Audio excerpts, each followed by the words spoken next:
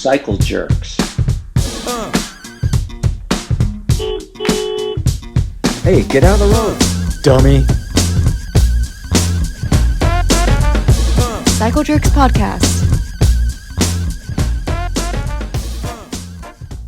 Hello, everybody, and welcome to Cycle Jerks Podcast. I'm your host, Mike Stewart, and joined as always by my co-host, Chris Padavana. Chris, how you doing today?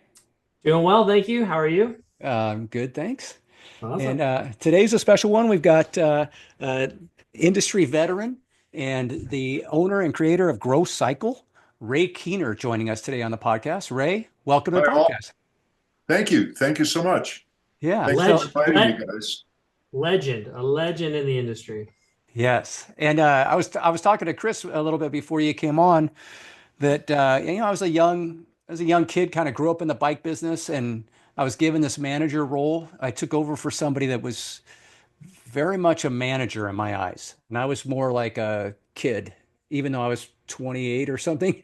But we got this selling cycling, and it was something that really helped. I implemented this strategy of having these staff meetings every Saturday, which we had originally done that a long time ago. But I had an older staff. I had people that were older than me, and I had people that were younger than me. And having that format, at least for the first few meetings, really helped, and really helped us on the sales floor too. So yeah, I appreciate you. And that's when I first heard the name Ray Keener, when I was just a young guy. What shop were you at, Mike? I was at Cal Bicycles in Livermore. Oh, you bet. Yeah. They were selling cycling, a super sale customer from the Catalyst days. That's right. That's right. Yeah. No doubt. So let's back up before all that though. When did you first get into cycling, and when did it all start for you with the bike?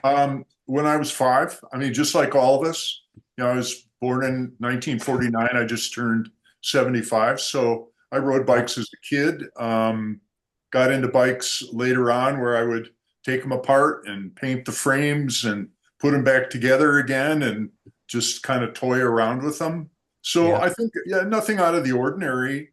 Like a lot of guys got started when they were in their teens, racing bikes or working at a shop at a very young age. And I didn't really get into the industry until I was 25. So kind of a late start. But I am celebrating my 50th anniversary this year. Wow. So that's part of the reason why I wanted to do the podcast. I'm feeling celebratory about that. Yeah. Congratulations. That's fantastic. Thank you. What a milestone. Yeah. Yes. 50 years. Wild. So, okay. So where'd you grow up? I grew up in Madison, Wisconsin. Oh, wow. And which is a hotbed of cycling, except for the fact that it has kind of bad winters and bad summers. Yeah. So I went to the University of Wisconsin as a biochemistry major. And when I got out of school, I went right into doing scientific research. I worked at a laboratory called the American Foundation for Biological Research.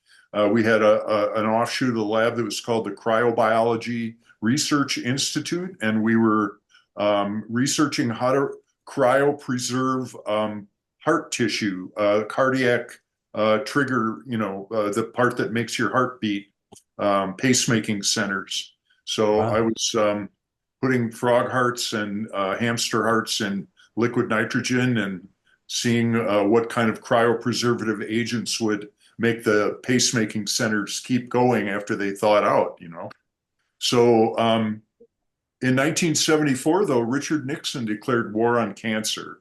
And all the funding went to, if you weren't killing cancer cells, you weren't getting money. And we weren't doing that. We were very pure research, long-term stuff. And so the lab closed down, everybody left. And I went down to the bike shop that I was hanging out at, Stella Bicycles in downtown Madison, and asked for a job, and they hired me. Wow. Wow. That was a complete curveball to me. I would have never guessed. And interesting that you go from something so technical and high level and then boom, bike shop. I didn't Uh, like being a scientist, Mike. oh, I okay. wanted to be a scientist since I was 8 years old. And, I had delusions of grandeur. It's like, when do I start working toward my Nobel Prize? It Well, it was sounds sitting, like you might have been on the track for that, maybe, if yeah, it had, maybe. you know. It was Yeah. sitting in a laboratory with a bunch of introverts who didn't talk to each other. And yeah, I didn't really enjoy it. And when you're 25 and it's 19, whatever it was, 74, 75, it's like try something different. Yeah. Yeah. Wow. So the that must have been complete culture shock, you know? Well, I had been hanging out at bike shops, and Yellow Jersey, of course, was the primo shop in Madison. Okay. The Stella shop was a weird deal.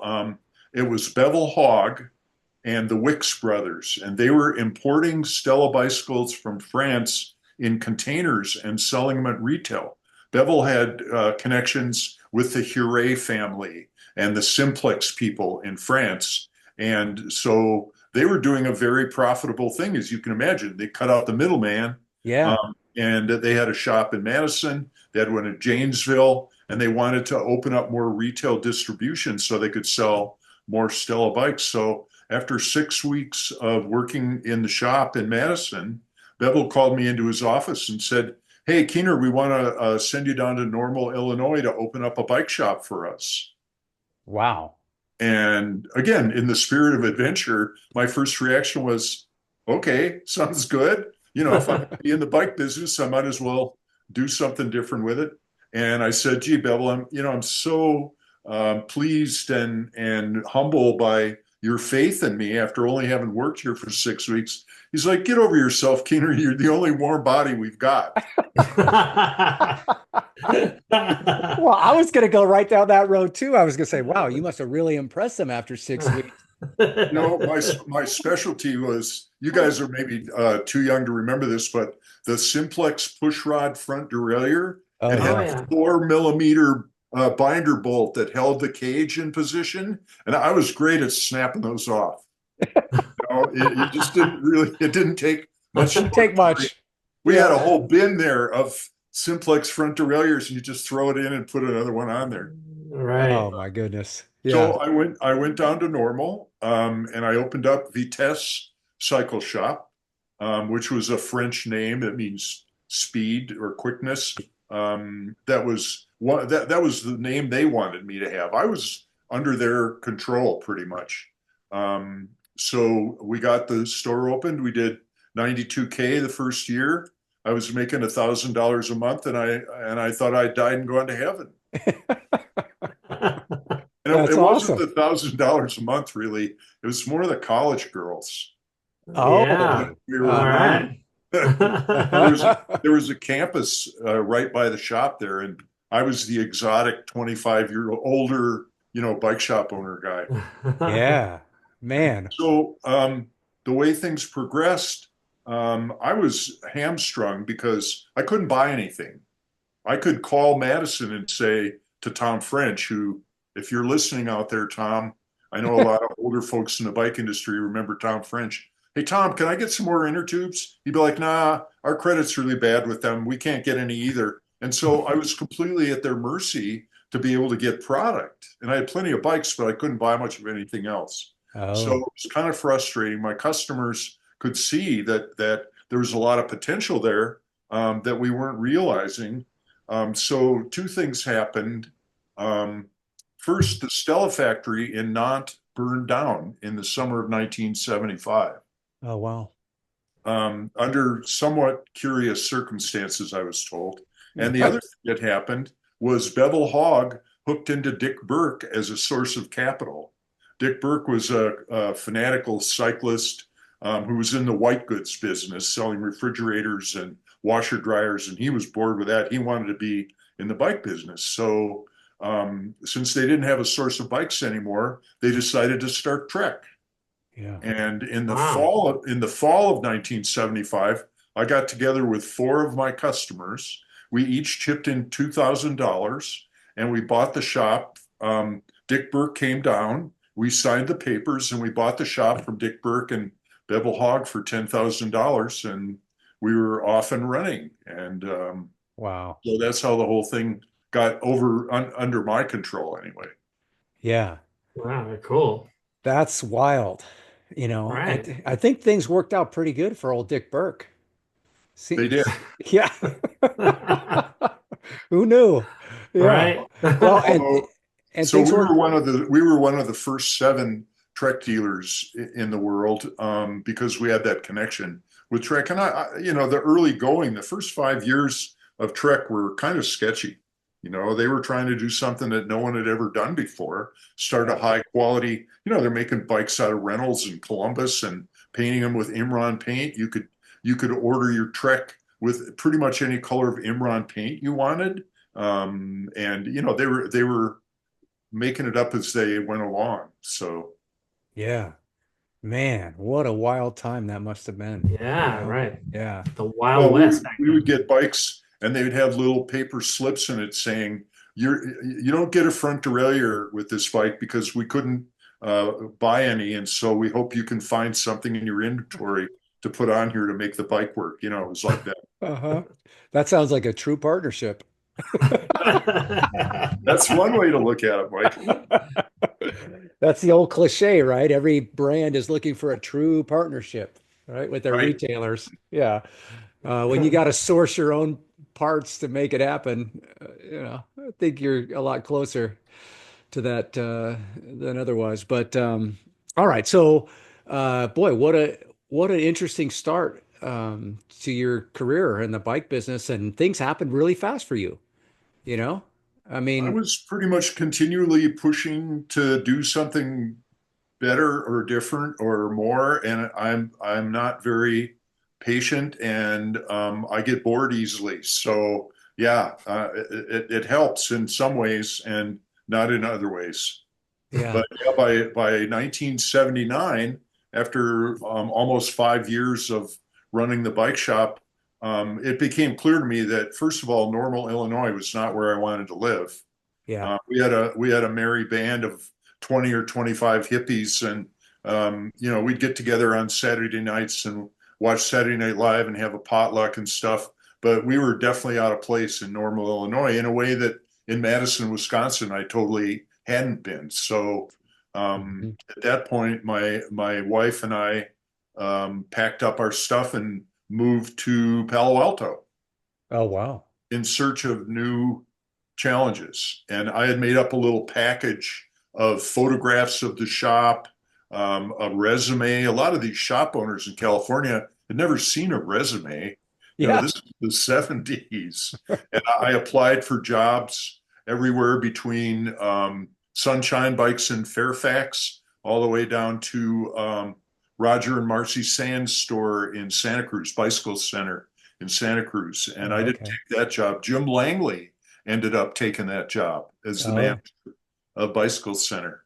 So I took a job with Dick Powell at the Bicycle Outfitter in Los Altos, California, and I started as the store manager on January 1, 1980. It's like a whole new start. So yeah, exciting. wow. Dang. So at that time, could you manage a shop in Palo Alto and afford to live there? Oh yeah. Oh wow, all right, Yeah. And my wife had a job. She was an occupational therapist, so 2 incomes. Although part of the reason why we left is the cost of housing was going up like that, and our incomes were going. Well, it's the bike industry there. Right, So, yeah. uh-huh. Yeah, so Totally. yeah, yeah. But Palo Alto was very hospitable then. yeah. What were the Garners in business then? They were. Okay, yeah, Yeah, the yeah, Garner brothers were, they were up north of Palo Alto. Our main competition was Palo Alto Bicycles in downtown Palo Alto. And then John Harrington in Sunnyvale and Terry Shaw. See, I can see you guys aren't old enough to know these guys. no, I know Terry Terry Oh, Shaw. wow. Yeah, I know Terry Shaw. Yeah. Terry Yeah, Shaw was, yeah, yeah, he was kind of the guru guy. And, yeah. it was typical of retail back then. Terry sold skid lids and we sold Bell, and we'd argue for hours about what were safer helmets. And we had no idea what we were talking about, Of course. the biking tradition. How about George Slough? Was he doing his thing then?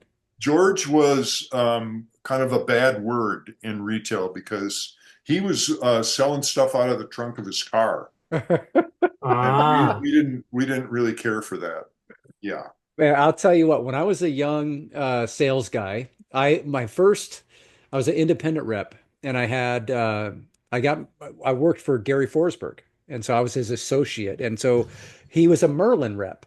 And so, he's like, hey man, I'm going to give you some of the best Merlin accounts. It kills me to do it, but I want you to take this area and you can have these Merlin accounts and Slough's, um, um, City Cycle. Anyway, Will Smith, I had some really good Merlin accounts. And so I remember when I went to Slough's for the first time, I drove right by the place a couple times.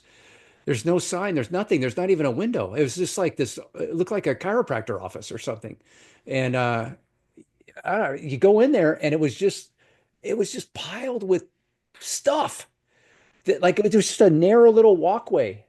And I was just like, am I in the right place? What is going on here?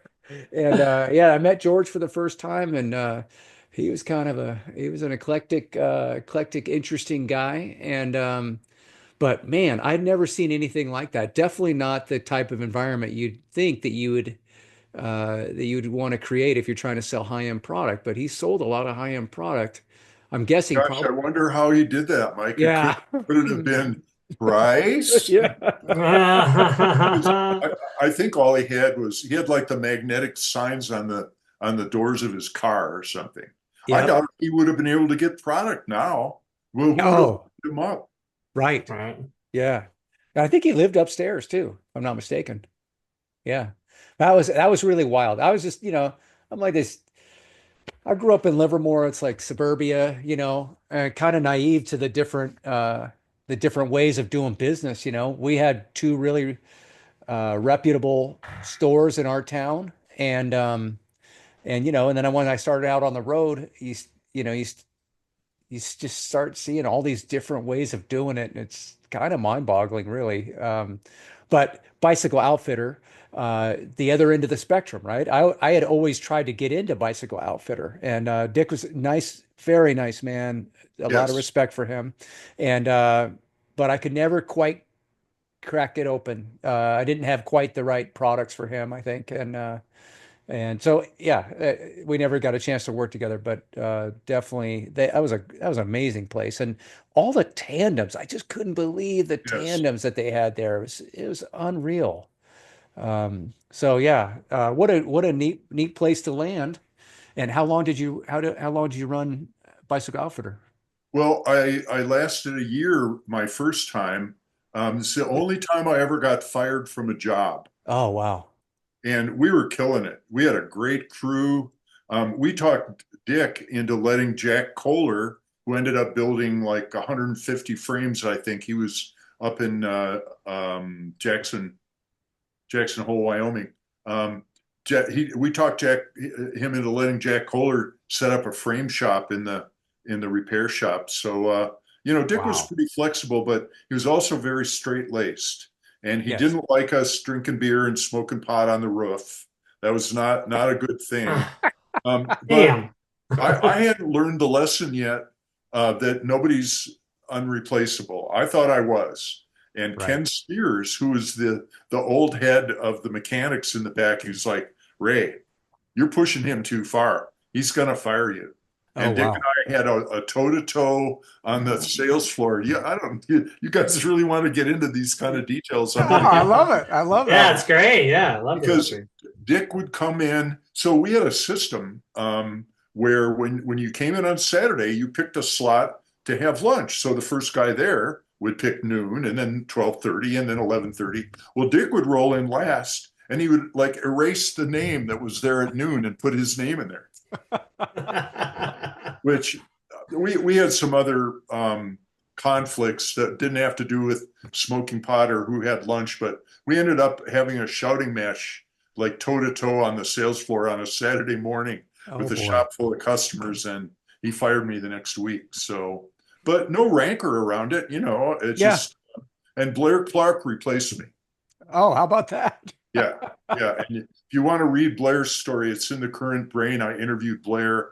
It's in the January Bicycle Retailer print edition of the magazine. If you guys don't get the print, I'll send you a PDF of it. But Oh, yeah. yeah, Yeah. Blair Perfect. was hanging around in the shop, and he ended up being the manager, and he went on from there to do Yeah. great things. But yeah, Or I went down the street, and Bud and Neil Hoffacker, who owned Palo Alto Bicycles yep. and had started Avocet, they hired me right away. And I said, you guys, I want a big TV and a video camera. I want to make videos. And they're like, okay, here you go. Because I had developed kind of a reputation as somebody who was pretty good at it, and they didn't care if I smoked pot. Um, so I went to work for the Hoffackers for a year, and that was not a good situation. So Dick hired me back.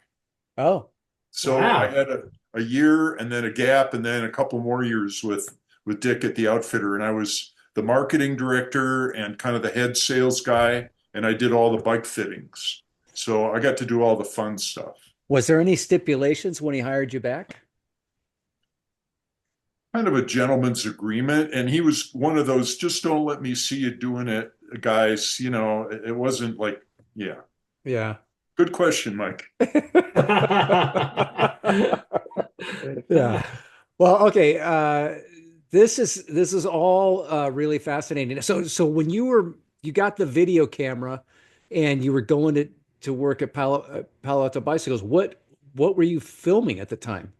We were doing clinics. We were doing consumer clinics. I had started doing clinics at the Bicycle Outfitter. We had a touring essentials clinic where we taught people, how to fix a broken spoke out on the road, Hmm. how to pack your panniers. Oh, you put the heavy stuff at the bottom. Like people just didn't know stuff like that, and Sure. they didn't have an internet, and there weren't books about it. So this is kind of when I got my start in doing training and education stuff because there just wasn't that kind of information out there. And we'd have these clinics and tons of people would show up.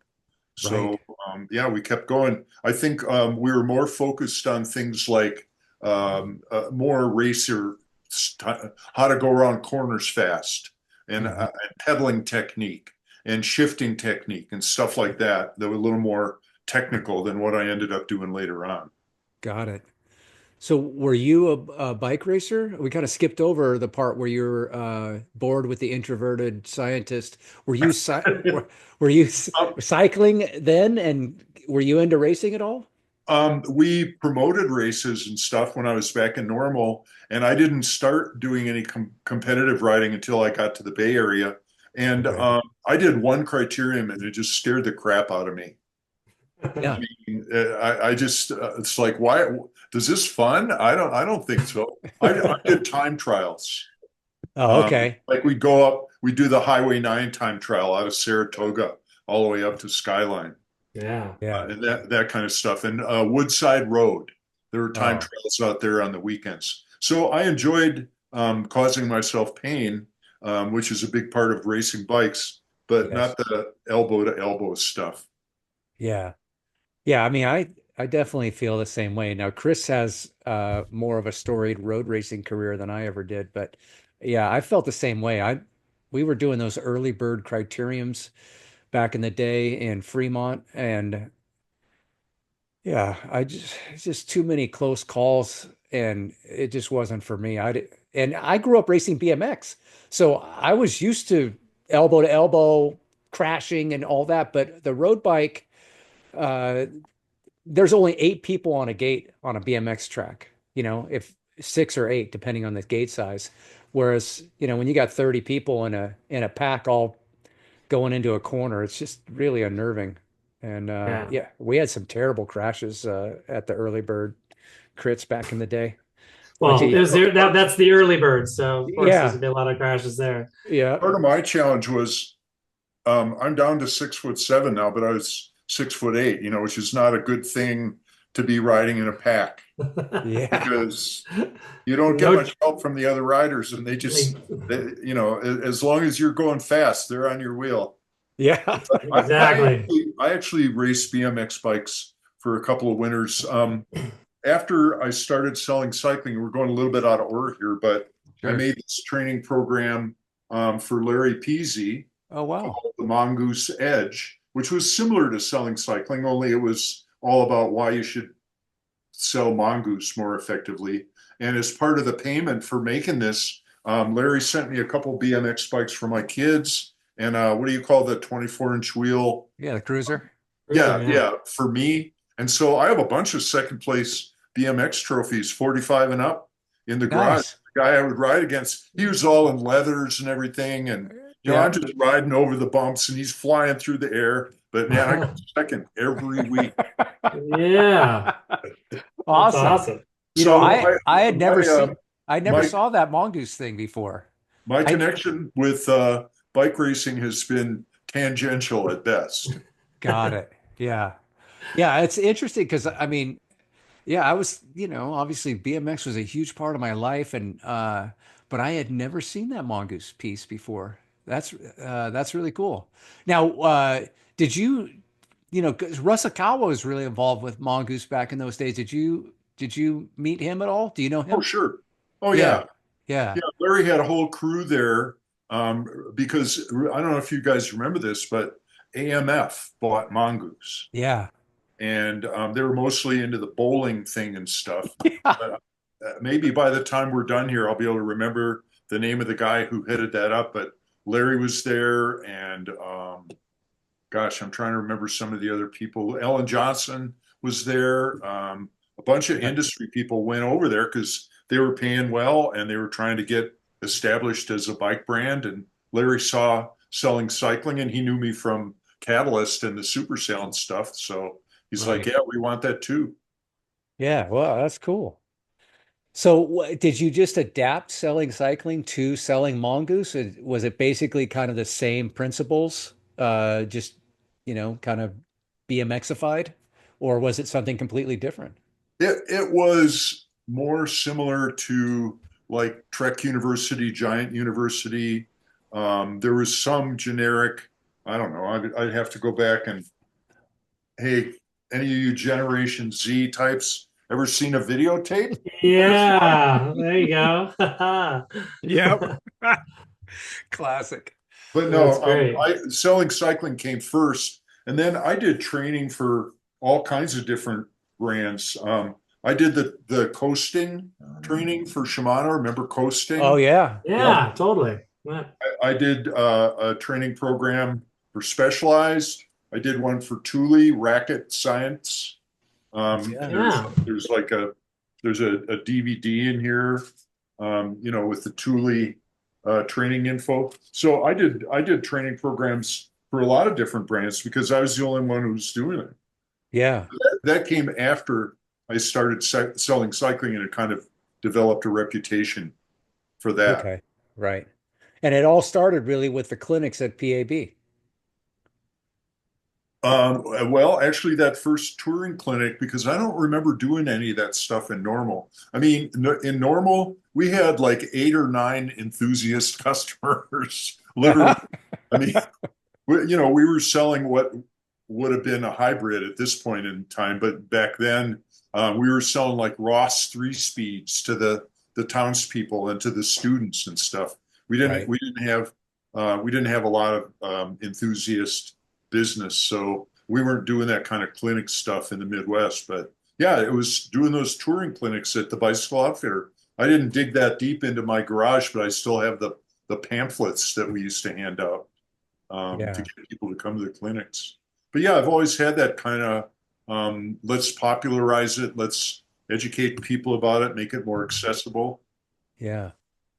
Well, and I mean, I like to your point. I mean, back then there was so little of it. I was looking for that type of assistance, because I felt like I was kind of thrown into this position and doing the best I could, but I needed help, and I was just looking for stuff, but there just wasn't. I mean, nowadays, geez, whatever you want's on YouTube, for the most part. You can figure out how to be a bike mechanic, how to do just about anything on YouTube these days. But You're not going to learn how to sell bikes and how to satisfy customers in a bike retail environment on YouTube. There's nothing like that. I just had a call last week with Chad Picard, who runs the P2 programs at the NBDA, bemoaning once again, we have this talk every 6 months. How come we don't have any generic staff training for people? The shops desperately need this.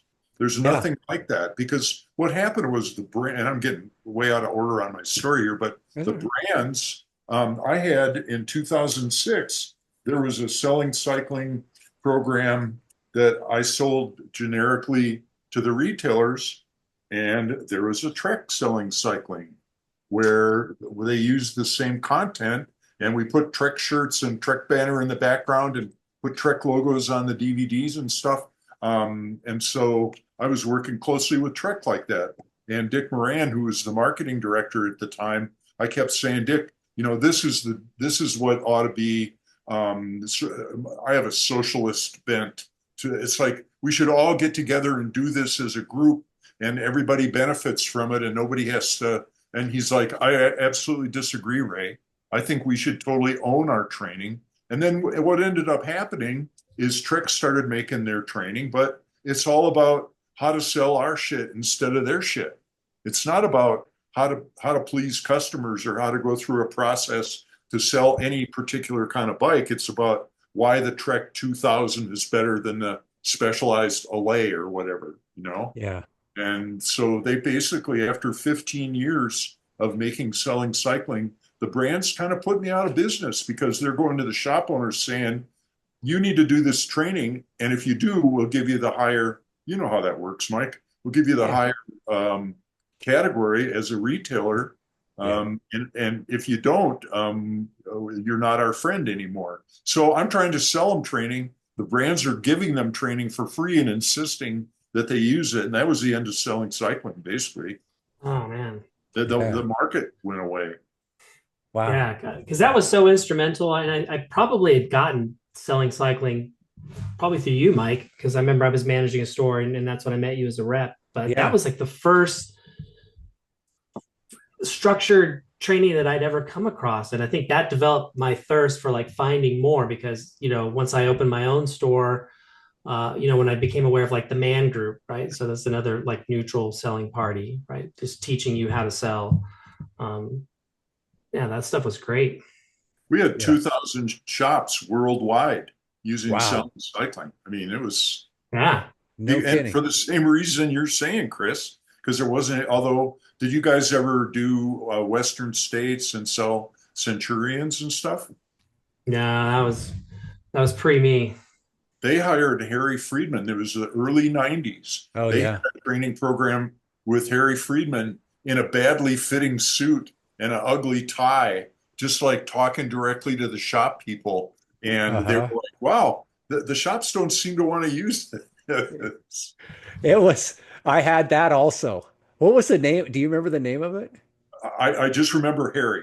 I remember Harry too. Bless his heart. Yeah. And he was, he's talking to people in bike shops dressed in a suit with, he's got leather loafers on with the tassels, and he was talking about getting manicured. So of course your fingers and everything, you're not going to gross people out on the sales floor. And he had some really, overall, I always have this approach, like, because I've been an outside rep with the companies, what is it, probably 30 years now. And it's like, we have these sales meetings and there's like a guest speaker. And a lot of times, with all due respect to the guest speaker, sometimes it's like a lot of fluff.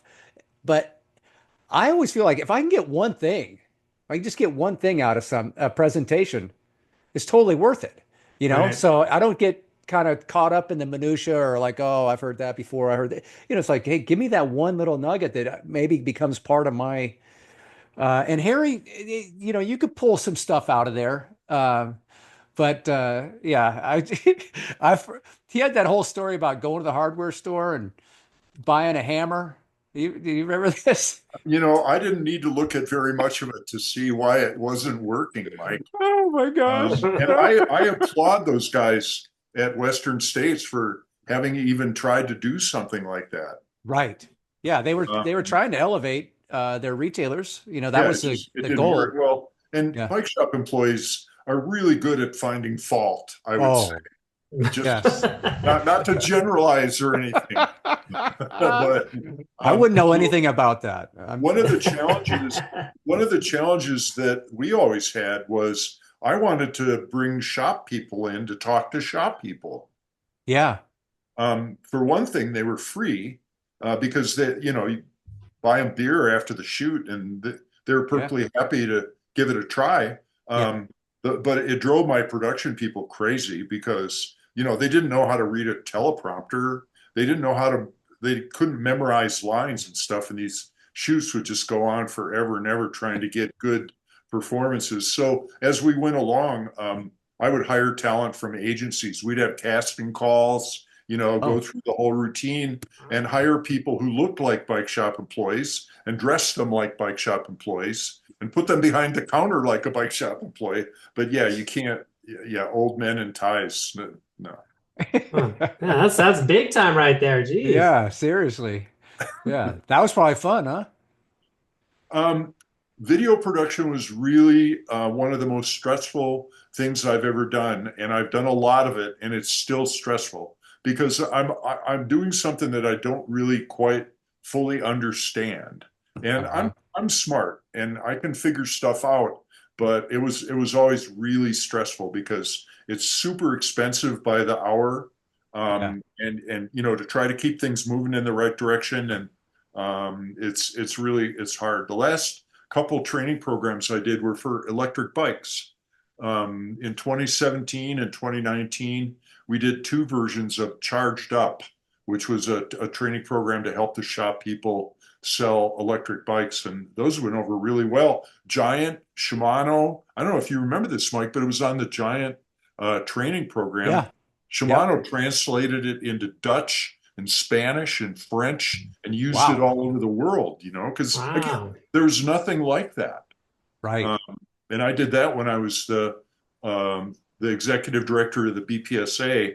And again, Larry Peasy, we've crossed paths and done a lot of stuff together over the decades. I have huge respect for that man.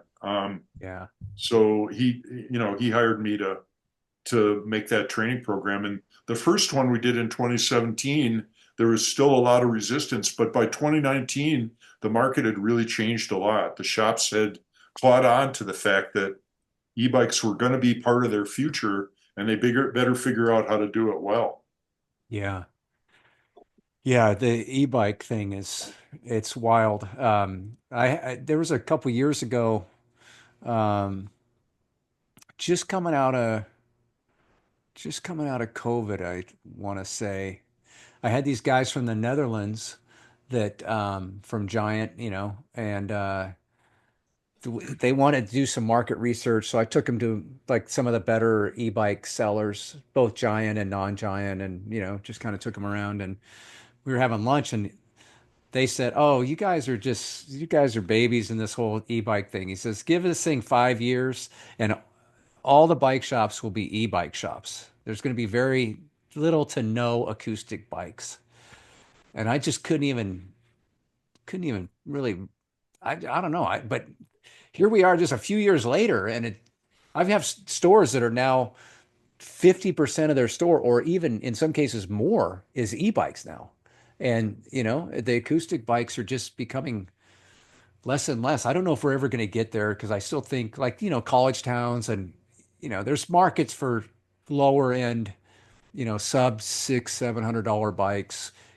There's still going to be that market, I think, here in the United States. But it is interesting to see just how far, certainly the pandemic changed the marketplace as it relates to e-bikes. E-bikes just went nuts during the pandemic, and Yeah. they've let off a little bit since, but it's probably not probably, it's the most robust category uh, today, and it's going to be that way for the foreseeable future. You're seeing a lot more options too in the category, and that's just going to appeal to more. And then also the low end market.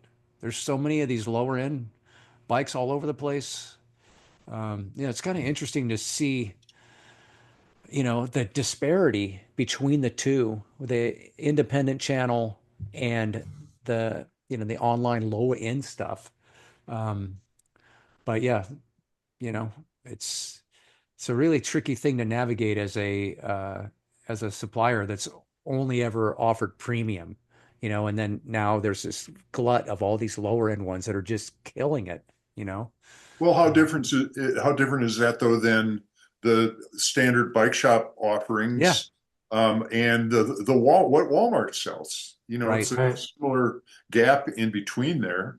Yeah, I think one of the big differences is that because the shops, I don't want to use the D word and say desperate, but the shops are interested, let's say that, in new sources of revenue, whereas they still don't want to work on Walmart bikes, but they'll a lot of the shops will work on those on the online direct to consumer e-bikes, and it's amazing to me. And I do these surveys through my bicycle retailer. I'm the retail editor for Bicycle Retailer magazine, and I do surveys every couple months. The one I just did is on used bikes, which is completely fascinating. That oh whole man. market has changed since the pandemic. But Yeah, earlier on, the shops were turning away.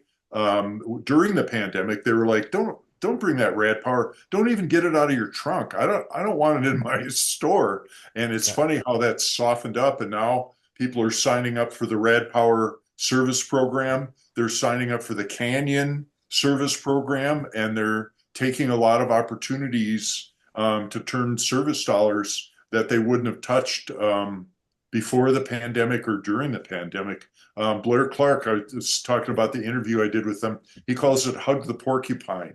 He's like, I know you guys don't really want to deal with this stuff, but you got to generate dollars somewhere, and yeah, your margins are going down. Your cost of doing business is going up. The consumer demand isn't there. We're yeah. waiting for that to come back, and you better take advantage of whatever opportunities present themselves. And if that means gulp, swallowing your pride a little bit, well, it's Yeah. just business. Yeah, I mean, Yeah. I think when we were when I was in retail, rather, we had shied away from a lot of those bikes, but only I think it was only because we couldn't get supply parts for those, or Yes. like if a customer came in and then we fixed the bike and then they left and they're like, hey, it's not working now, and so there's this back and forth of like, well, it was working when it was here, and how do I get the parts to fix this? But I think, like you said, now with kind of this dip in the industry, that those opportunities to become like a service center for some of these brands is Yeah. going to be key. Yeah. Well, What's amazing to me though, Chris, is how much those D2C, 11.99 e-bike buyers are willing to spend to get their e-bikes to work again. I mean, I Mm. talk to shops all the time where it's like, oh yeah, they'll drop $400 or $500. I'm like, that's not a very wise consumer decision, is it? To yeah. buy cheap and then spend like crazy to keep a piece of crap, sorry, out there, uh, Yeah. Yeah. to keep a less high quality e-bike working. That's just a really dumb consumer decision, and people are doing it all the time. Well, that would Yeah. be the same thing with like like the Walmart bike that would come into the shop. I mean, sometimes you get pushback like, well, I only spent $150. It's like, well, I don't know what to tell you, but this is our labor rate and this is what the replacement part costs. And I mean, you'd hate to be wasteful to just get rid of the bike and buy a new one, but in some cases that might have been the wiser decision from a financial perspective. Yeah. Well, and the point I was trying to make earlier, not very eloquently, was a lot of these lower end e-bikes are finding their way to the IBDs now. So there's to your point, Ray, where they're, during the pandemic, we're turning business away. But now that things have really slowed down, retailers are looking like, hey, what do I got to do here? I'll sign on with Canyon. I'll sign on with Rad Power.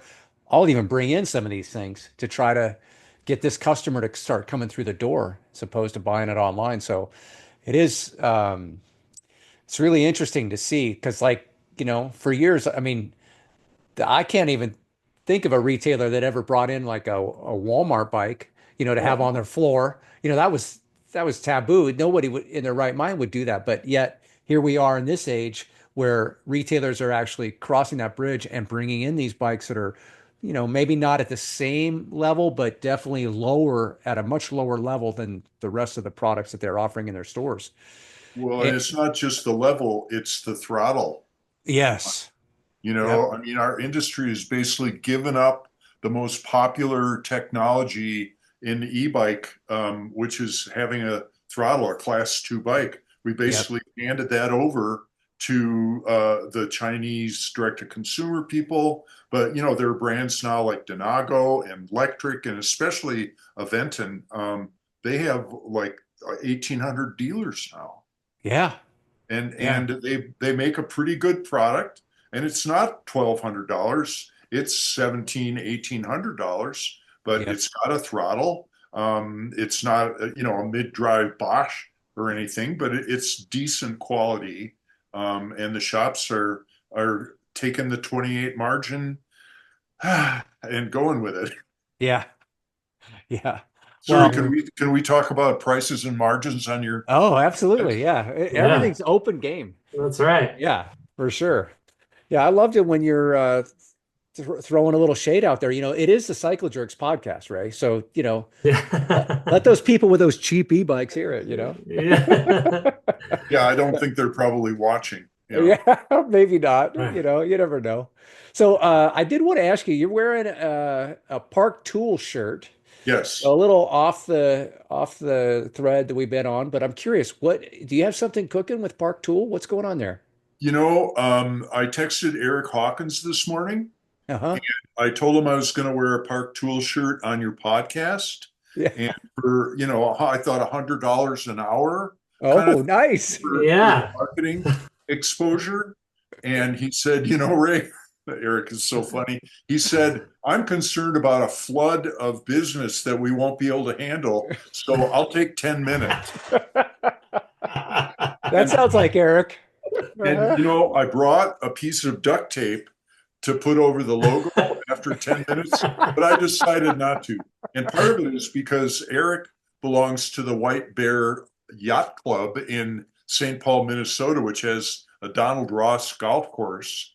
And I Oh. like having Eric's favors, so I won't put the duct tape over. I'll charge him this $16.67 for the 10 minutes, and I'll give him the whole hour and a half. What the hell? Wow. You should have come on with it already covered and then like hit a timer Yeah, and then like a Do the reveal. unveil. Yeah. Yeah, that's where the impact comes from. Uh-huh. Yeah. So, okay. So, let's talk about your current role. What exactly are you doing in your current role? What's new? What's I happening? have 9 jobs. Oh my gosh. I thought I was busy. I know, right? It really adds up to about half time. Okay. Um, and what's happened to me, guys, is I used to, someone would call me and I'd be on the phone for 5 minutes back when I was busy and working all the time. And after 5 minutes, I'd be like, yeah, I got to go. Thanks. Yeah, it's great talking to you. And now I call somebody up and I'm on the phone with them for half an hour and we're talking about their kids All and, right. talking politics and stuff. And they're the ones after a half an hour going, gosh, Ray, I don't have all day here. So basically, I make my work stretch to fill the day by Got by it. being more available that way. And part of it is a Trump survival strategy of staying busy and keeping my mind from going there. I haven't watched MSNBC since the day of the election. Are we Oh, allowed to talk politics? we can. Yeah. We You don't Oh, I usually don't want to. I don't we want don't to. usually talk All you're gonna. politics. Yeah. That's all you're gonna get. But if We you can don't talk edit bike. that part out, I understand. No, it's totally fine. But yeah, Yeah. I have basically 3 categories of jobs. I work with the smartest people in the industry, people for bikes, bicycle retailer, and then a local gig that I have here. I'm the bike correspondent for Boulder Weekly, which is a well-established liberal weekly publication and website. And Shay Castle is the editor, and she's my hero, and she's an actual journalist. And Oh, I learn a lot from her because trade journalism is not real journalism. and it's good to be able to do real journalism and know the difference. Um, I have labors of love like Mercedes Ross, so I gave her a ride to the Oh, airport this morning. She does the Project Bike Tech thing, and I help her out whenever I can. My friend Robin Cronin, who owns the Wonder Press cold press juice shops here in Boulder, I'm her marketing advisor guy, and I do Survey Monkeys for her customer surveys and her employee surveys and stuff like that. And then I have what I call my local yokels, who I will not identify, who are people that sort of mildly drive me crazy because they're not very organized and they're not people for bikes and they're not Steve Frothingham at Brain doing a brilliant job. And but I want to keep involved with the local people here, and sometimes I have to bite my tongue, but I help them out whenever I can. So I kind of have those three categories of jobs that I do. And I've man. started working with Andy Pruitt and Blair Clark with Spoke Safety, which is an attempt to create a technology platform where cars and bikes communicate with each other through various means. That's kind of a future oriented thing. And we just did a bunch of consumer, I'm their research guy. We just did a bunch of consumer surveys and we went around to the bike shops here in Boulder and talked to people about this coming technology and what it's going to look like and what we could charge for it and what color the units should be and stuff like that. Oh, wow. Yeah, I have a wide variety of stuff, and every one of those things is satisfying to me. Some of them I do a couple hours a month.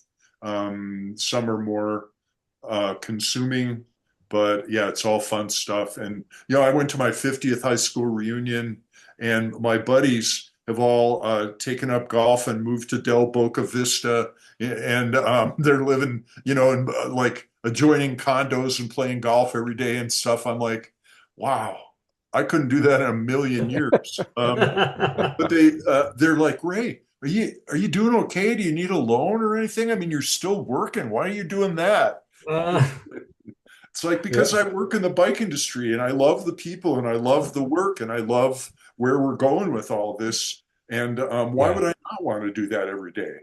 Yeah. yeah, That's awesome to hear, Ray. yeah. I mean, because, I mean, let's face it, these last 2 years have been about as challenging. It's the most challenging time it's ever been for me in my career. But it's the people, I love my job. It's not even like I always say, it beats working. I just jokingly say that, because we do work a lot. But when you do something that you really care about and you love, it's doesn't, it's hard to envision myself even doing anything different. Um, and so yeah, maybe even after maybe semi-retired, maybe I'll just keep on going because I wouldn't want to shut the door on the industry just because I happen to be too old to whatever my boss thinks I'm too old for to work there anymore. Yeah, there's like a mission at hand. We're trying to, Absolutely. yeah, I love what you said about creating something about that helps bicycles and cars interact with each other. That's that's something that's very exciting. And I drove, they have an Audi, they have a connection with the Volkswagen Group. They have a connection with Stellantis, which is Chrysler, Dodge, Jeep, and those. I drove an Audi about 2.5 years ago where it's right there on the display between the tach and the speedometer. There's the bikes moving around. They're red when they're closer to you. You can see their speeds, which direction they're going. wow. Where the cars Wow. are sensing bicycles in their surroundings. So the great thing about that is, we're all defensive riders, and I haven't been seriously hit by a car since 1985. And I ride my bike in Boulder when the weather's nice. I'm out there commuting every single day, and they don't get me because I'm really good at avoiding them. But wouldn't Yeah. it be great to have some of that responsibility back on the drivers where they're watching out for us instead of us being like totally defensive about keeping them from whacking into us? Right. Yeah. Yep. Yeah. And It'll happen. It'll I could happen. I can see something like that really changing someone's mindset also. because I do feel like a big part of the situation, not always, but like, there's people out there that are just so aggro with anybody on a bike. You're in their way, you're slowing them down. What's your problem? Why are you on this road? There's all kinds of different things. But if their car has got like a little icon on it, like, hey, you know, you need to pay attention here. It's almost like the seatbelt or whatever. It's like it's changing the psychology of somebody when they get behind the wheel. That's man, that's super exciting. And Yeah, right. that's one of the analogies that Blair was using when we were visiting shops last week. In 1955, they started putting seatbelts in cars, and it was like an $8 option, and nobody bought them, right? Right. Yep. Because Yep. safety doesn't sell. Ford made a huge commitment to safety. I remember those 55 and 56 Ford Fairlanes, which are really cool looking cars, and they Yeah. came with seatbelts. And it didn't make a bit of difference. All it did was cost Ford money. And by 1963, Ralph Nader had succeeded in passing federal legislation to have seatbelts in every car. Yeah. That kind of stuff can catch on really quickly when the right people and the right technology is there. Yeah. Yeah. Yeah, no doubt. Well, man, I wish you nothing but success with that endeavor. Oh, I'm very incidental to what those guys do. In fact, that I've been joking with my friends about this. I used to be the arm waving enthusiast guy who got everybody on the same page and drove processes ahead and from a leadership role. And now I'm like the detail gnome where I don't think we should do that. I'm the guy now that used to drive me crazy when I was leader where it's like, come on, man, get with the program. Well, I don't know. I'm not sure if that's the best way to do it. So I'm like the detail guy doing the spreadsheets and stuff, you All know. right. Well, it's 50 years of experience that's made you, understand that it's not always what it seems and it's harder to get to where you want to go sometimes. But Well, and Right. I know what my role is now, and I don't have to be the guy that I used to be. And the other thing, of course, is that we old white guys are sort of out of favor, and it's hard to stay relevant when you're 75, and that's why I have all these little jobs instead of like having one big job. That's well, cool though. You got all this experience that you can kind of pass along to different, maybe it's not even the cycling industry, right? You're just able to kind of spread that to small businesses and anyone else. It's great. yeah. Well, and one of my jobs is I do bike fits every Saturday morning at Community Cycles here in Boulder. Oh, that's And cool. it's like the lowest tech bike fits you've ever seen. Like I've got a tape measure and I've even got a goniometer in my pack, that if Yeah. people ask me, well, how do you decide, what the angle of your leg ought to be at the bottom of the pedal stroke and stuff. But for the most part, it's all just eyeball bike fits, helping people get more comfortable on their bikes, having them sit more comfortably and making putting shorter stems on people's bikes and stuff like that. And I get so much pleasure out of that. Whereas, Yeah. the millimeter bike racer fanatic, that just doesn't appeal to me anymore. Really like the general public who was saying that earlier, where you like, branching out into what Bill Armus was saying, branching out into the general public instead of always trying to Right. appeal to the enthusiast. Yeah. Well, I mean, that's the Achilles heel of the bike industry, I feel like, is we're always chasing the top of the spear when, I mean, that's cool. There's a lot of you can get credibility there, winning a stage in a grand tour or something. It's awesome and something to revel in, but the grander opportunity is always with the person that's just getting into the sport or maybe not even considering cycling, and how do we pull them Right. in? That's the challenge. It's so competitive between the golf. I mean, you've talked about golf on the podcast. They spend a ton of money recruiting and pulling more people in, and I mean, it just goes on and on. There's so many different ways for people to spend their discretionary income. Cycling needs to. Oh dear, We lost you. your mic's out, Mike. About now, my back. There you go. There you Yeah. go. Oh my Yeah. gosh. Yeah. Apologies. Yeah, but Quick turnaround. somehow we need to, the cycling industry needs to pull those the casuals off the couch and get them into the bike shops and realizing how much fun you can have on a bicycle. It's Yeah. a Well, great activity. like circling back to Mercedes, like I had worked with Mercedes in my store, Yeah. and this is after we'd done the giant retail partner build out, and I'm a road enthusiast, so I had all these like nice exotic road bikes and clothing to fit those guys. And she just sat me down. She's like, "Let's look at your sales. Let's like look at the units you're selling." And high end road bikes was a very small percentage, but yet I had all this supporting parts and accessories. And she kind of walked me through, like, look at this big pie of sub $1,000 bikes. You've got to refocus your store to accommodate those people. And that was a huge turning point for us, is to sit down and recognize, who our actual customer is. It's Yeah. tricky though, because you can't market to everybody. And you can't really blame the companies for focusing on people who spend $2,000 a year on their cycling habit when the average American spends $20 a year.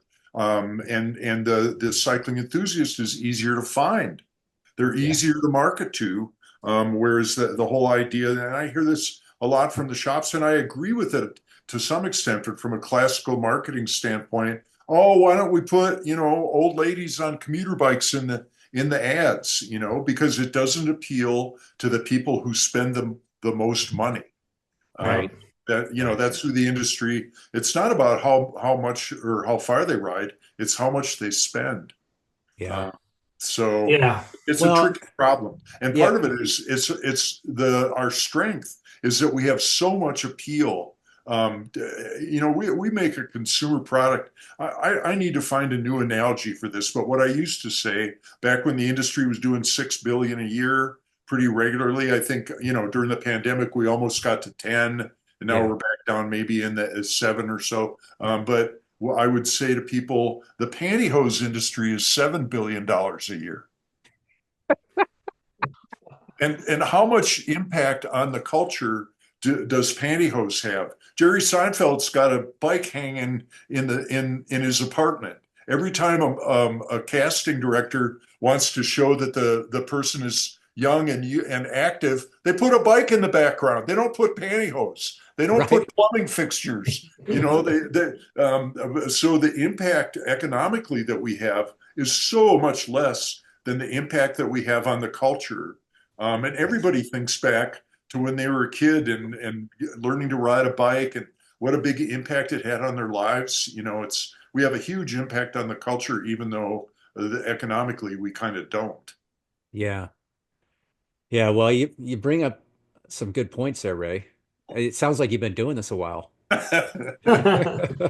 Well, okay, so listen, 50 years in the bike business, the we should all be so fortunate. I mean, that's one of the threads that we have on this podcast where we have guests on, and everybody feels like fortunate to be in this industry. You do something you love and you care about. I have two kids, and I've spent, you know, basically raising them. I told them, do something you love. That's how you're successful in life. It's not about money. I mean, you need to make enough, obviously, to Uh-oh. He's got to stop. He's got to buy some better equipment, I think. We lost our host.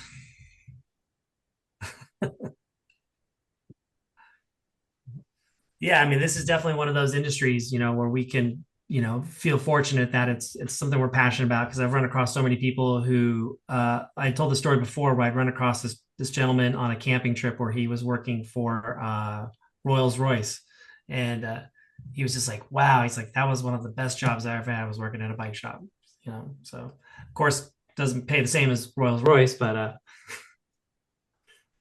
When I was in Palo Alto, there were 6 of us that used to go on vacation together.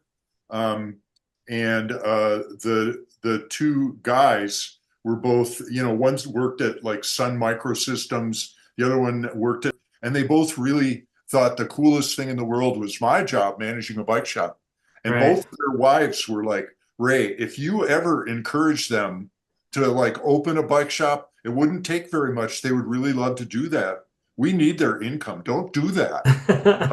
They were very adamant to, keep me from tempting their husbands into the bike, which is Right. legit. Yeah, Yeah. yeah. They're making 5 times more money than I am, and they wish they had my job.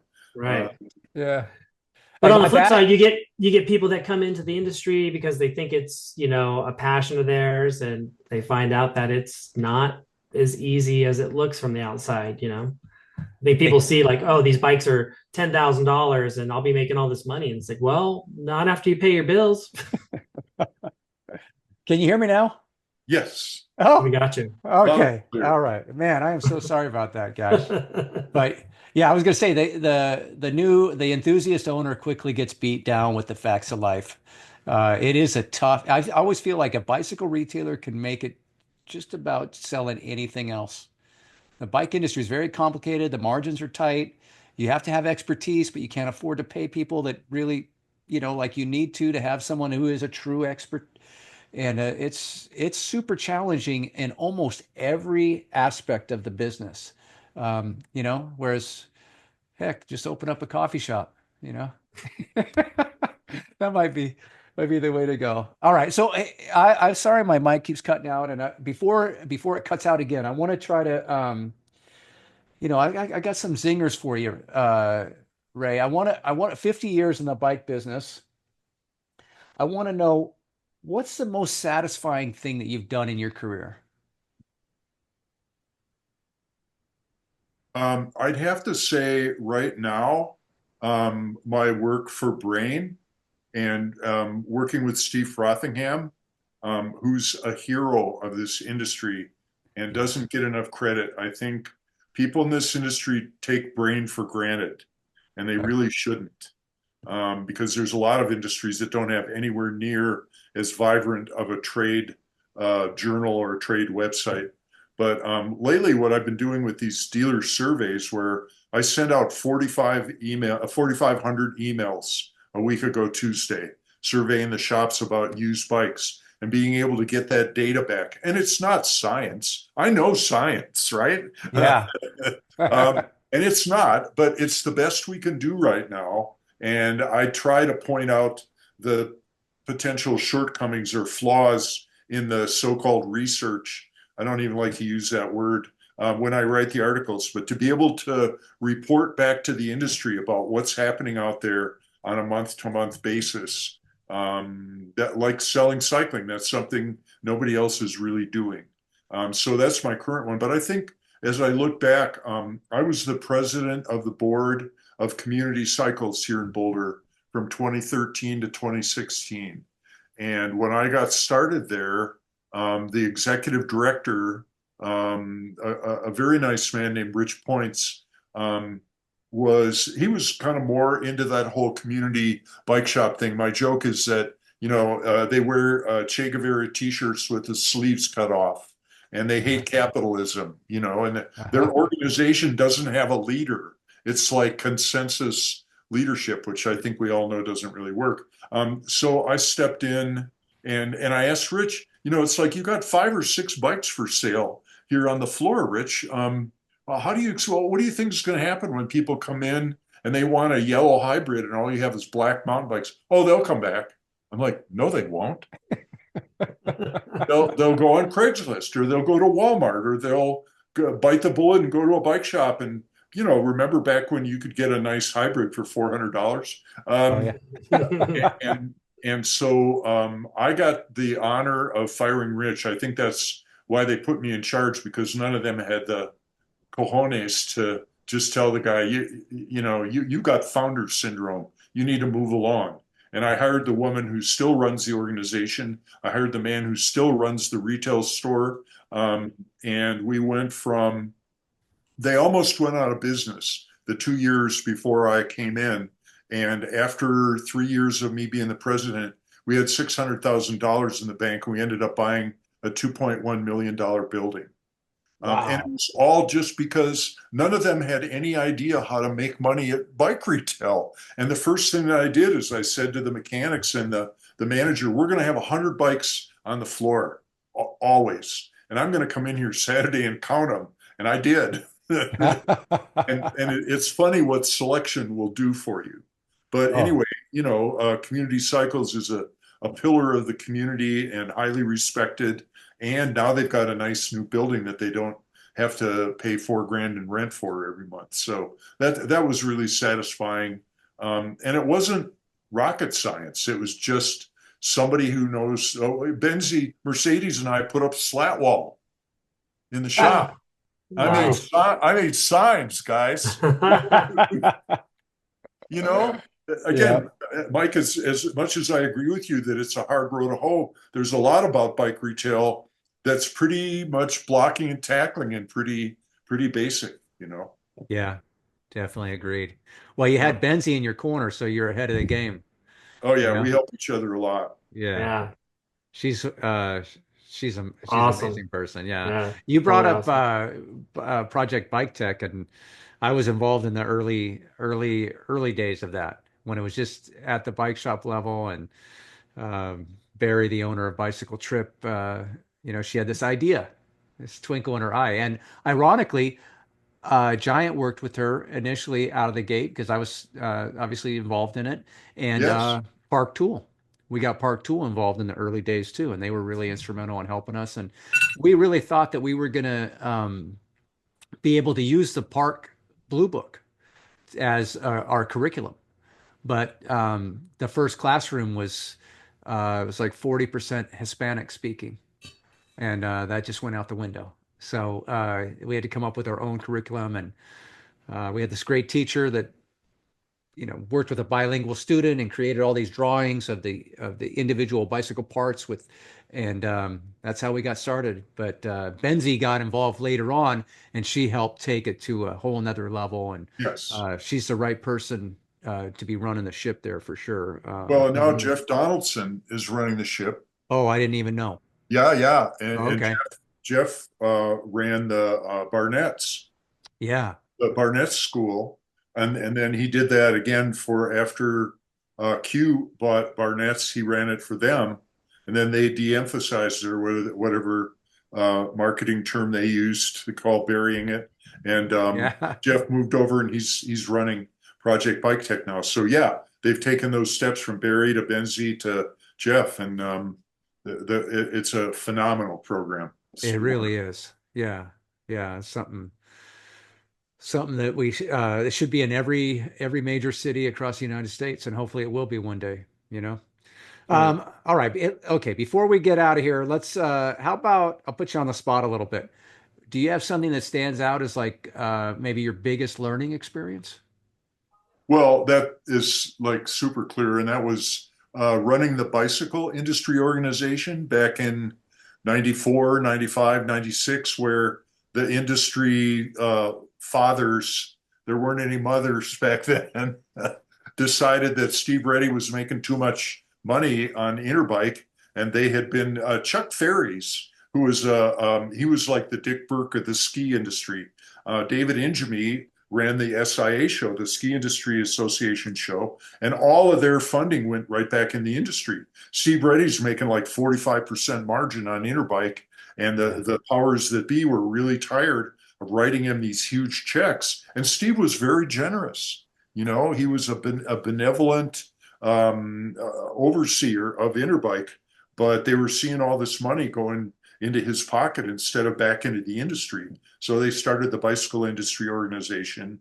And I know I wasn't the first choice. And I know a lot of people they asked are like, are you out of your mind? I don't want to get involved in that. Because the retailers hated it. The suppliers weren't that crazy about it.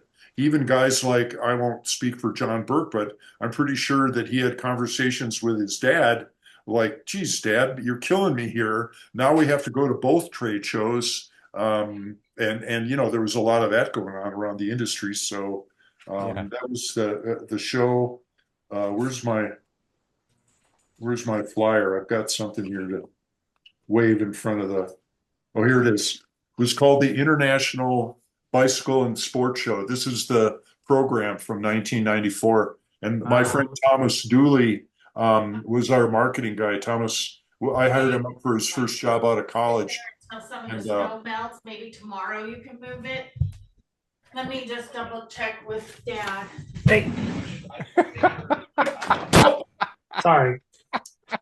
I think it was a little bit ironic that Thomas called it the warm and friendly trade show because it wasn't like that at all. So we tried to have two trade shows. I don't know if you guys either of you went to those, and the whole thing cratered because we didn't really have adequate industry support. And it was actually the genesis of selling cycling because Dick Burke said to me, "Look, we can't have the retailers be members, and I know they're not going to be happy about that, but go find out what they want. Go find out what we could do for them that would make them happy." And so I went to Fred Clements at the NBDA, went to Greg Byron at CABDA, and they both told me the same thing. We need staff training.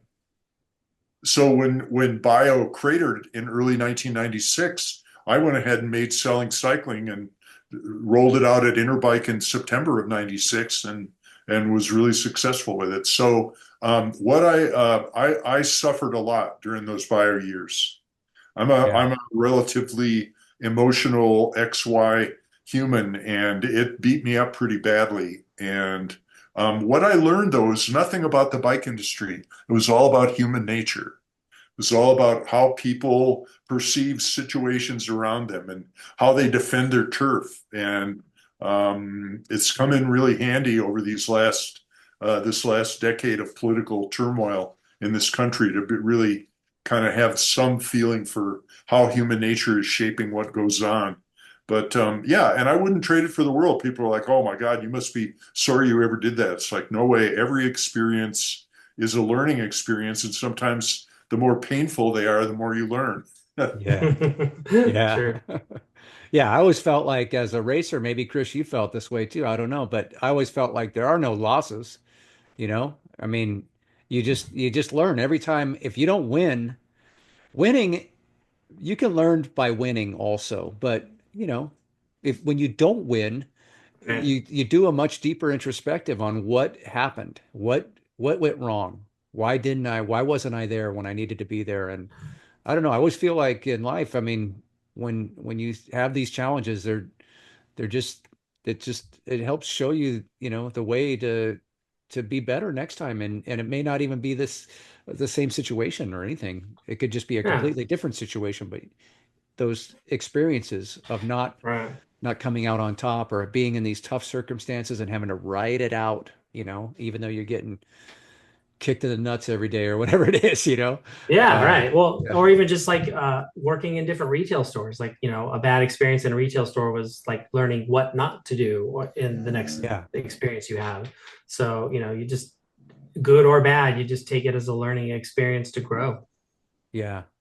Yeah, and Chris certainly worked in a lot of stores when I first met him, and then he went kind of around all these different stores around the Bay, and then finally ended up opening his own store. And I think that I'm sure that led to a lot of the success. I mean, you continue to grow and develop as a retailer, but the experiences of all those different types of stores that you were at, the different ownerships, the focus at each location, you like kind of back to what I was saying before, take one thing, just take one Right. thing. And if that becomes part of your ethos, man, mission accomplished, right? Yeah. And just have and you I have a lot of respect for those people. Even the people who I didn't agree with, that was just my perspective, but Yeah. they all ran great businesses. So you just have to respect those people and learn.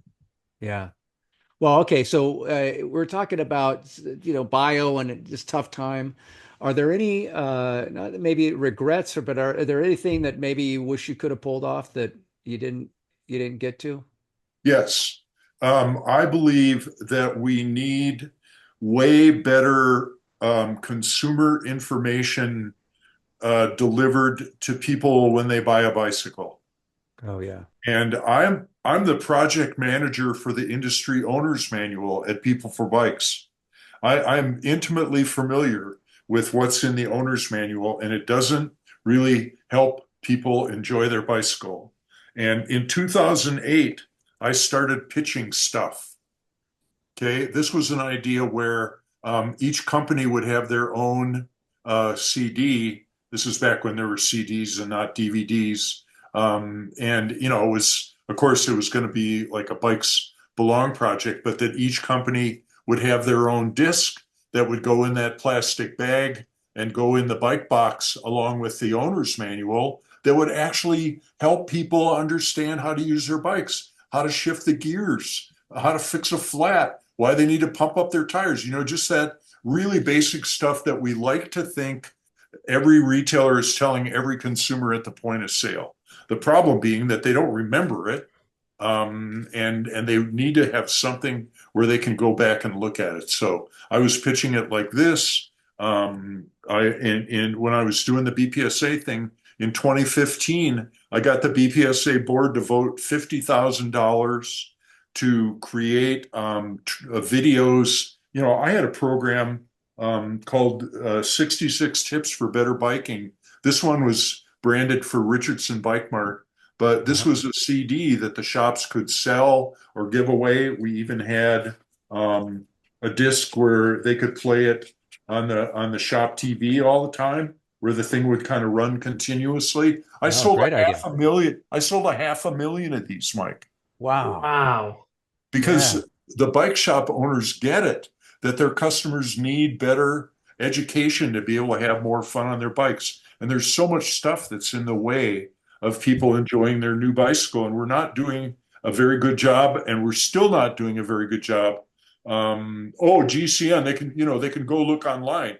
Well, they can if they're really inquisitive and curious, but why aren't we putting right now what it is there'd be a QR code on their top tube that they would scan into their phone, and here would be the videos, and it would take them to the manufacturer's website, and they could register their bike online, and the whole, the connection that we have between the consumer and the industry. We've gotten away with not informing them the way we should for too long. And I've been pushing this idea since 2008 in various ways. And I've never really, and now I'm beyond the point where I have the leverage to make it happen. Back when I could get my board to vote $50,000, I went to Tim Blumenthal and he said, Tim, give me 50 grand. I'll take the 50 from the BPSA and we'll make videos. And he's like, this isn't $100,000 project, Ray. It's $1 million project. Yeah. And so I could never get them to fund it. And we still have that same lack, in my opinion. Yeah. So I wish I could have pulled that off. I still had hopes when I turned 70. And now that I'm 75, I've kind of given it up. Oh, well, maybe someone out there, one of our, listeners would be inspired and could take the baton and maybe with some guidance from you, who knows, could maybe, try to make something happen. But I mean, I certainly completely agree. The problem with, retail, I don't like blaming everything on Amazon, but it's like a lot of times the customer in the shop, they have in their mind, like, oh, I'm going to get the bicycle. I need to be fit properly. I need to get this, but I'm going to get all my stuff cheap on the internet, and so that creates like a tough dynamic for the retailer to try to, you don't want to constantly be selling all the time, but it's more about educating, to your point, where, I love the idea of something that's playing on a loop in the store that would be going through some of this educational stuff where the person buying the bike would realize, like, oh, I definitely should have these items and I might as well get them here because there you go. You got your loop DVD, right? It's right there. And Oh, ask me how much I liked it when I would walk into one of the 100 and some shops that were buying these discs and see this stuff playing on a big screen TV instead man. of, and again, nothing bad about bike racing. I watch the Tour every year, but Sure. to me, this is what you want to have playing on your TV, not bike racing, because we're just like we've been talking the whole podcast here. The casual customer has no idea who those guys are and doesn't care. Right. Yeah. Yeah, man. Okay, you got me all fired up now, Ray. Yeah, right. I don't know what to do with it though. Hey, all we need is 100 grand and getting all the manufacturers to do the same thing at once. That's where my socialist tendencies sometimes kind of fall short. Yeah, yeah. Good luck with that one. Right. I remember when I first came to work for Giant, Skip Hess was running the company, and he said he goes, I don't like it when retailers say that Trek and Giant and Specialized, and we all need to get together and get on TV and market. He says that's so absurd. He says the that's never going to happen. And he says it's the responsibility of the retailer to make cycling relevant and cool in their market. That was his take.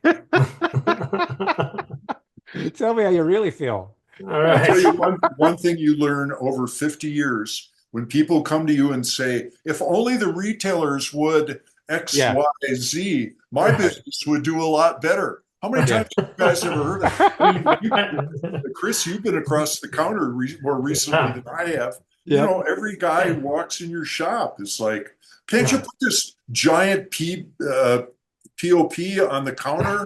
And look, it's got these cards that come out that people can take home with them. It's just like, Yeah. Well, let's put the burden on the least financed person in this equation, right? It's like, Yeah. Yeah. But I mean, a retailer can really have an impact in their local market for sure. But you need absolutely. all the support of the industry behind, to assist in all that, right? To help Right. create that interest. But Yeah. yeah, how many of those DVDs you got, Ray? Maybe I buy like 100 of them or something, sticking them in my car and see what I'll go George Slouse on everybody, sell them out of my trunk. Well, you'd have to completely do it because all the product is different. And at the time, I would go to Eric and say, "Don't you want that guy to have a park tool Oh yeah. in his hand?" And I would charge the suppliers to have their products in the videos. So you'd kind of have Yeah. to fire up that whole process. But Yeah. if you ask them for a little bit of money and it does everybody a little bit of good, there's an opportunity there. And I think the fact that the industry is in the crapper, the money's not there, but the willingness to try different stuff is certainly alive and well at retail. Yeah. I'm not sure how much it is in the boardrooms of the big companies, but it sure is at retail. I hear it every day. Yeah. Yeah, no doubt. Well, in your mind, since you've been, intimate with this concept for so long, how often does something like that need a refresh, would you say? You think it's every couple of years or once a year? Like maybe it's a cycle where every year you're just bringing new. I mean, a lot of it would be the same, right? The same concepts, the same needs, but the products are going to change year to year or every couple years, probably. Have you given any thought to what kind of cycle that would be on? It would be a long cycle for the kind of consumer that I think we need to educate because you're not going to put a QR code on a $10,000 road bike because those people aren't going to look at your videos. They know why they need to pump up their tires. And so it's really, it's not for a core audience. It's for that infrequent and casual cyclist that we all saw running into the bike shops during the pandemic. And for those people, it's evergreen. You don't need to change very much. They're not going to be going, oh, wow, that's last year's model of Giro helmet. They don't know it's a Giro. They don't know it's last year's model. Mm-hmm. So I think for the kind of audience we're talking about, you could maybe redo it every 3 or 4 years. Yeah. And the technology is not changing that much. You're not going to be telling people about how to adjust their Di2. Right. Yeah. You're Yeah. gonna tell them about how to tell when your kid's bike falls over that the derailleur's bent and might go into the spokes, and it doesn't matter what kind of derailleur it is. It's always the same, it's the same stuff. Yeah. Right. Now you're getting me all wound up.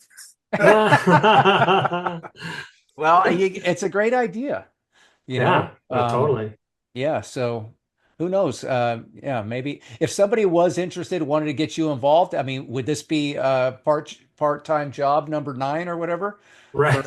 It would be Ray volunteer number 10. Oh, there you go. I've really moved, except for, People for Bikes and Bicycle Retailer. I've really moved away from paying jobs where people who know less about what needs to be done than I do ask me to do dumb stuff, and I have to do it because they're paying me. That I gave that up about a year ago. I had this epiphany, and ever since then, everything I've been doing and starting doing has been volunteer work. So my discussions with Chad Picard about doing training, I'm like, Chad, sign me up. I'll write scripts. I'll edit scripts. I'll, whatever you need me to do that could get another training program started, I will volunteer to do that. No, I do it for free. Wow. I get a pretty healthy Social Security check, guys. I waited until I was 70 to get my payout, and yeah, I'm comfortable. I don't need the money. I need the juice. I need the passion. I like it. I love this, Ray. You get me. Yes. I love this, where you're at in life, and the fact that you're willing to do these things in retirement just for the love of the game.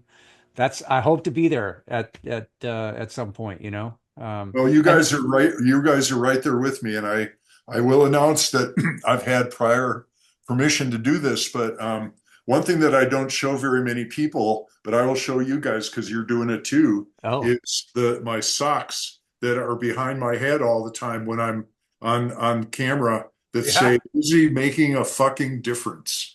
Hell yes. Yeah, maybe making a difference for 50 fucking years. Right. Yeah, exactly.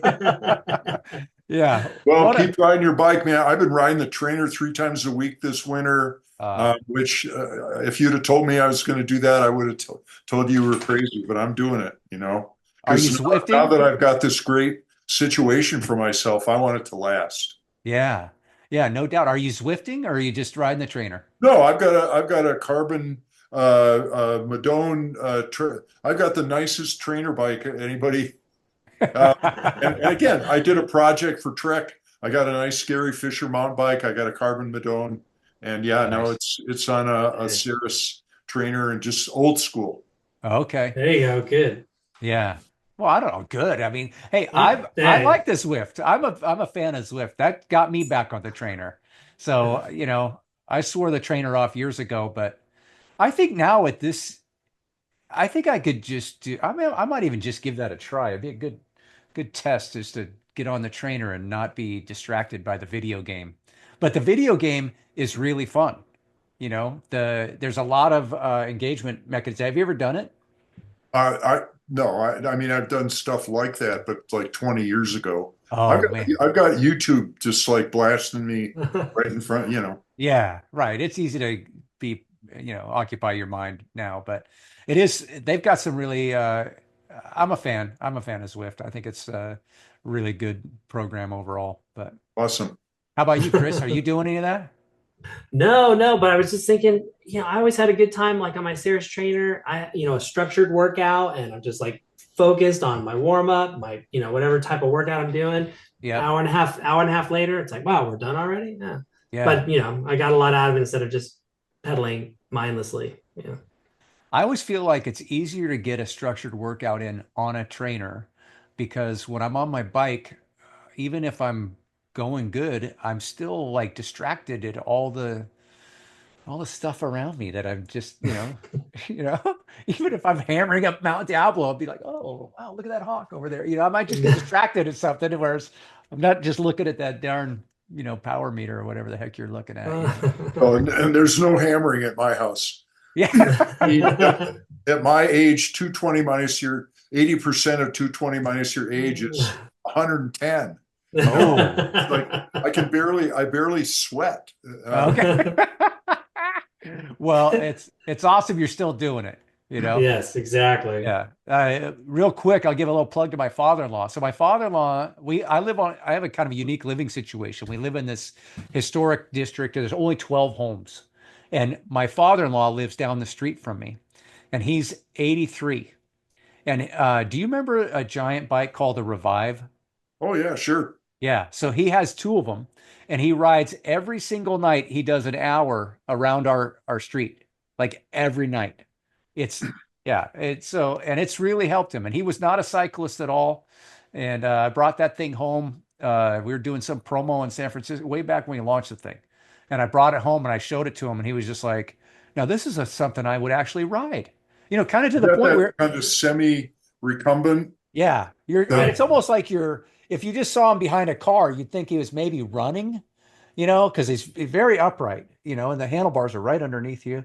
Oh yeah. And, but No, kind of that like was what we were talking about marketing to people, products for people that aren't cyclists. He had no interest in riding a regular bike. And yeah, here we are all these years later. It's probably been 15 years. He's been riding this thing every night, that's so awesome. Good for yeah, him. Yeah, yeah, yeah. definitely keep He's it got around. you're a good influence, Mike. Well, on some things. Yeah. Hey, are you Yeah. guys going to the Capta shows? Can we like have a beer or something? Oh, that would be awesome. So Yeah. we're just talking with Heather about we're going to have a booth there, and we're going to try to pull in. I'm honestly, we don't know what to expect, but we're going to be there. We're going to try to do some podcasting even while we're there. That we figure there's going to be some great bicycle minds in attendance, and we'd love to just tap into some of that and do something unique. We've never done a remote podcast before, so that's yeah. So we'll be there, and it would be great to connect with you for sure. Are Yeah, you definitely. both Chicago and Vegas, both of them, or No, Just Vegas. just just Vegas. Vegas? Yeah, Yeah. yeah. Well, and part of my volunteer work is I'm doing seminars. I'm doing a program for the nonprofit shops around the country where we're creating best practices for the nonprofit shops through the NBDA. I've been working on this with Peter Woolery, who's Oh, a young research-oriented guy. He's part of the Nerd Collective of researchers, and we're doing a bunch of work like that for the NBDA. And I'm doing you guys have to come to my seminar. It's yeah. on the second day of the show. All Sure. right. Yeah. Volunteer. Love to check it out. I tried to get in Heather's budgets. I gave up and volunteered. I'll just be Yeah. there. Don't worry. Yeah. Yeah. Awesome. Well, we'll look forward to that, right? For sure. Yeah, We'll for be there, sure. and be great to do that. And so, okay, so if somebody wanted to enlist some of your expertise in a volunteer capacity, are you comfortable putting yourself out there at all? Oh, absolutely. Yeah. How would they get a hold of you if they wanted to? Can you add something to the screen or something at the end, or can you put it in the tag? Yeah, I can put it in Yeah. the tag for Mhm. sure. Yeah, Absolutely. yeah. And the other thing, and I don't know if Steve's going to brain me for this, but the Brain is trying to build their print circulation, and they're Okay. putting in a lot of on the website. It says, "Hey, sign up for the magazine," because if you're a shop owner, and it kills me when I talk to shop owners who don't get Brain, it's like it's free. I know. All you have Right. to do is sign up. So I would say if you want help if you got ideas for training consumers or shop people, if you want to get a Brain subscription and you don't have one, you guys, there will be an email address somewhere because I have like 9 of them. I'm not sure which All right. one. Yeah. One, Well, one for each job. Yeah, we'll put it in the tag for the Nice. show, in the show description. So Yeah, Yeah. it's the email address where we've been emailing back and forth, that ray@growthcycle.net. So okay. Yeah. Perfect. Yeah. All right. Well, Ray, it's been an absolute pleasure having you on. Thank you so much for Yeah. making the time. my pleasure, and thanks for getting me out in the garage, rooting through all my old stuff. It's been a great education, man. Yeah, Yeah.